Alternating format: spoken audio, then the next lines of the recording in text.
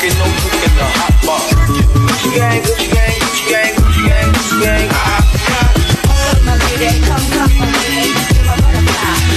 Je voulais rester à la cité, mon père m'a dit oh la zone, This is America. Don't catch you slipping now. N-O-T-O.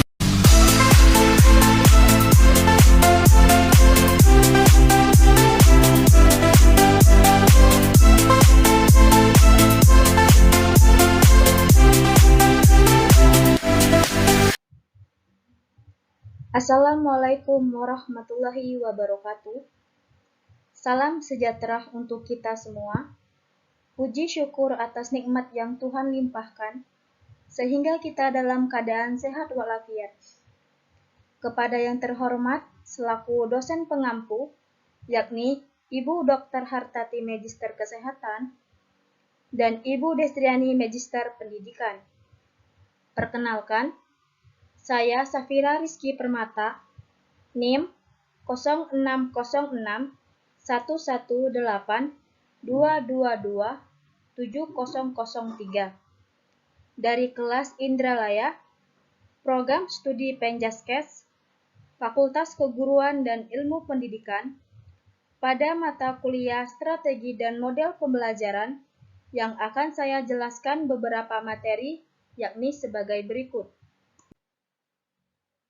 Baiklah, pada mata kuliah Strategi dan Model Pembelajaran yang akan saya jelaskan, yakni beberapa rumusan masalah.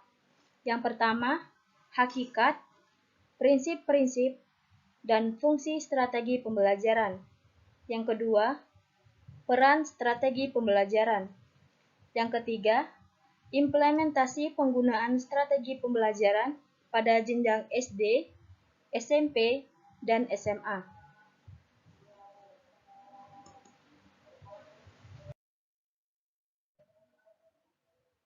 Hakikat strategi pembelajaran. Menurut Etin Solihatin, strategi pembelajaran adalah pendekatan secara menyeluruh dalam suatu sistem pembelajaran yang berupa pedoman umum dan kerangka kegiatan untuk mencapai tujuan umum pembelajaran, yang melukiskan prosedur yang sistematis dalam membantu usaha belajar siswa, mengorganisasikan, mengatur, dan merencanakan bahan ajar untuk mencapai tujuan pembelajaran tertentu. Strategi pembelajaran dikenal dengan taktik atau siasat yang dilakukan oleh guru sebelum melaksanakan pembelajaran. Siasat tersebut tercetus dalam bentuk tertulis. Inilah yang dikenal dengan perencanaan pembelajaran.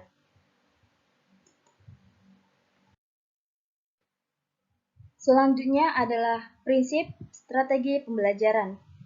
Pada prinsip ini terdapat 4 prinsip, yakni yang pertama, berorientasi pada tujuan.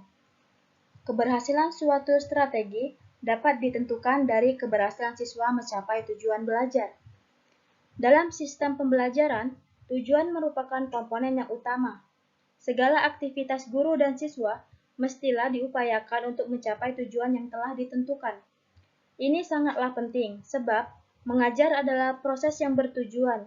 Oleh karenanya, keberhasilan suatu strategi pembelajaran dapat ditentukan dari keberhasilan siswa mencapai tujuan pembelajaran. Guru dituntut untuk menyadari tujuan dari kegiatan mengajarnya dengan titik tolak kebutuhan siswa. Prinsip aktivitas. Belajar adalah berbuat, memperoleh pengalaman, dan banyaknya aktivitas sehingga memperoleh pengetahuan dan keterampilan. Belajar bukanlah menghafal sejumlah fakta atau informasi. Belajar adalah berbuat, memperoleh pengalaman tertentu sesuai dengan tujuan yang diharapkan. Karena itu, strategi pembelajaran harus dapat mendorong aktivitas siswa. Aktivitas tidak dimaksudkan tidak terbatas pada aktivitas fisik, akan tetapi juga meliputi aktivitas yang bersifat psikis, seperti aktivitas mental. Yang ketiga adalah prinsip integritas, yakni mengembangkan seluruh aspek pribadi siswa secara terintegrasi merupakan strategi pembelajaran. Mengajar harus dipandang sebagai usaha mengembangkan seluruh pribadi siswa. Strategi pembelajaran harus dapat mengembangkan seluruh aspek kepribadian siswa secara terintegrasi. Penggunaan metode diskusi misalnya, guru dapat merancang strategi pelaksanaan diskusi tak hanya terbatas pada pengembangan aspek intelektual saja, tetapi harus mendorong siswa agar mereka bisa berkembang secara keseluruhan. Yang keempat, prinsip individualitas. Pada hakikatnya, mengajar ingin memperoleh perubahan sikap siswa dan menambah pengetahuan serta keterampilan. Mengajar adalah usaha mengembangkan setiap individu siswa. Pada hakikatnya, yang ingin dicapai adalah perubahan perilaku setiap siswa. Walaupun yang diajar adalah kelompok siswa dan standar keberhasilan guru ditentukan setinggi-tingginya. Semakin tinggi standar keberhasilan yang ditentukan, maka semakin berkualitas proses pembelajaran. Berikutnya adalah fungsi strategi pembelajaran. Pada fungsi ini terdapat 6 fungsi. Yang pertama, sebagai ramuan untuk mengembangkan bahan ajar. Yang kedua, sebagai perangkat kriteria untuk mengevaluasi bahan ajar yang telah ada. Ketiga, sebagai seperangkat kriteria dan formula untuk merevisi bahan ajar yang ada. Keempat, sebagai kerangka kerja untuk merencanakan catatan ceramah kelas, latihan kelompok interaktif, dan penugasan pekerjaan rumah. Kelima, memberikan isi pembelajaran kepada peserta didik. Keenam, menyajikan informasi atau bahan-bahan yang dibutuhkan dalam proses pembelajaran.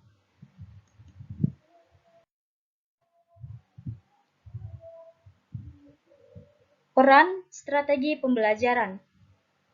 Pada peran ini terdapat 4 peran, yakni yang pertama, menjadikan proses pembelajaran lebih efektif tersampaikan kepada siswa dan murid. Kedua, siswa terbiasa belajar dengan perencanaan yang disesuaikan dengan kemampuan diri sendiri. Ketiga, guru dapat memberikan bimbingan jika siswa mengalami kesulitan, dan guru dapat membuat peta kemampuan siswa untuk analisis. Siswa dapat mengetahui kekurangan dan menambah prestasi belajar siswa berdasarkan kecepatan belajar dengan optimal. Pada peran strategi pembelajaran, yang penting adalah efektif, perencanaan, bimbingan, dan kekurangan yang harus kita ketahui. Selanjutnya adalah implementasi penggunaan strategi pembelajaran untuk anak SD. Metode yang pertama adalah visualisasi atau media pembelajaran, yakni menghidupkan konsep akademik yang membosankan dengan pengalaman belajar visual dan praktis dapat membantu peserta didik dalam memahami bagaimana penerapan materi yang dipelajari peserta didik di dalam kelas, yakni di dunia nyata. Contohnya, penggunaan tulisan interaktif atau media pembelajaran yang memudahkan siswa memahami dan pembelajaran yang berlangsung tidak membosankan.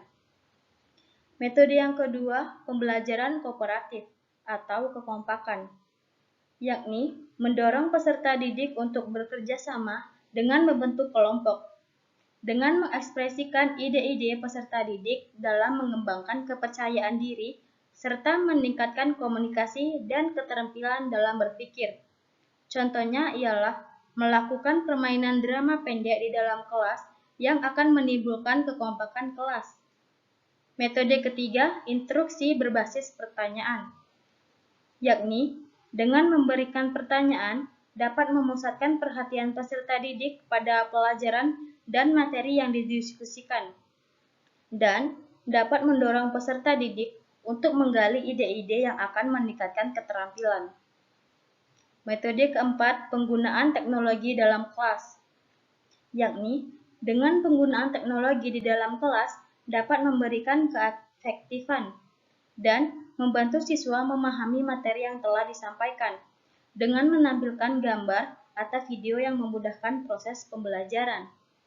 Pada implementasi penggunaan strategi pembelajaran untuk anak SD, yang terpenting adalah adanya visualisasi adanya kekompakan, dan adanya tanya jawab serta menggunakan teknologi yang ada. Selanjutnya adalah implementasi penggunaan strategi pembelajaran untuk anak SMP.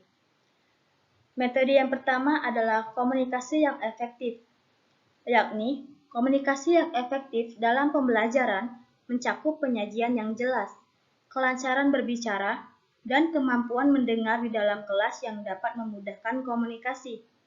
Seorang guru membangun suasana yang hangat di dalam kelas dengan siswa dan antar siswa sangatlah penting demi kekompakan dan kelancaran di dalam kelas. Metode yang kedua, penguasaan dan antusiasme terhadap media pembelajaran, yakni seorang guru dituntut menguasai materi pembelajaran dengan benar. Untuk mengetahui sejauh mana guru menguasai materi pembelajaran dapat dilihat dari materi yang telah disampaikan. Penentuan topik pembicaraan, pembuatan bahan kajian, dan paling penting bagaimana guru dapat dengan jelas menjelaskan dan menjawab pertanyaan dari siswanya.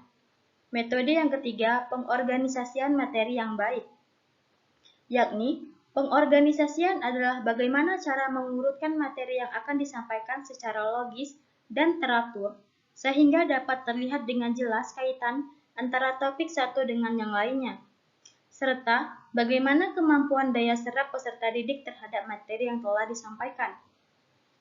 Metode yang keempat adalah sikap positif terhadap siswa, yakni sikap yang ditunjukkan seorang guru adalah dengan memberikan perhatian kepada peserta didik dan menjelaskan serta membantu peserta didik yang sedang dalam kesulitan. Pendekatan dengan peserta didik sangatlah diperlukan, karena proses keberlangsungan belajar dapat menambah ketertarikan siswa kepada materi yang telah diajarkan. Pada implementasi penggunaan strategi pembelajaran untuk anak SMP, metode yang penting adalah adanya komunikasi antara guru dan siswa, dan antara siswa, adanya penguasaan materi, adanya penyampaian dan pendekatan antara guru dan siswa. Selanjutnya adalah implementasi penggunaan strategi pembelajaran untuk anak SMA. Metode yang pertama adalah merangkum pokok pembelajaran, yakni merangkum pokok-pokok pembelajaran sangatlah penting dengan upaya pembelajaran.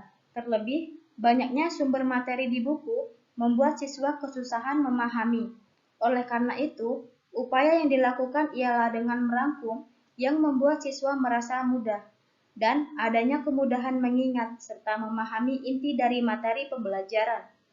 Metode yang kedua, belajar dengan praktik, yakni pembelajaran yang dilakukan dengan praktik dapat membuat siswa dengan mudah lebih memahami isi dari materi yang sedang diajarkan. Pembelajaran ini juga dilakukan dengan upaya siswa agar tidak terlalu bosan dengan pembelajaran, serta adanya kekompakan satu sama lain dan interaksi dengan sesama siswa. Metode ketiga, mengerti bukan menghafal, yakni pembelajaran yang efektif dikatakan jika siswa mengerti dan memahami isi dari materi yang telah disampaikan, bukan hanya menghafal saja, namun juga mengerti akan apa yang dipelajari. Dan pembelajaran yang demikian termasuk dikatakan berhasil jika murid mengerti dan melakukan hal yang positif pada materi yang telah disampaikan. Metode keempat, suasana belajar yang nyaman, yakni sebelum mempelajari dan memahami materi pembelajaran yang dilakukan pembuat siswa nyaman, dan barulah penyampaian materi karena siswa, jika sudah tidak nyaman, maka akan tidak mengerti. Dan jika siswa nyaman, maka akan cepat memahami dan mengerti materi yang telah diajarkan oleh guru. Pembelajaran ini juga berkaitan dengan hubungan sesama siswa dan kedekatan siswa dengan guru.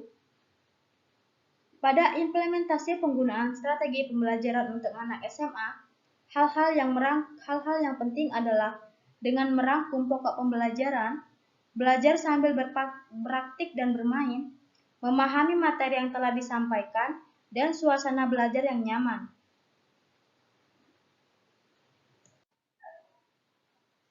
Itulah materi yang telah saya paparkan. Cukup sekian presentasi dari saya kali ini. Lebih dan kurangnya saya mohon maaf. Kepada Tuhan, saya mohon ampun. Saya akhiri. Wassalamualaikum warahmatullahi wabarakatuh.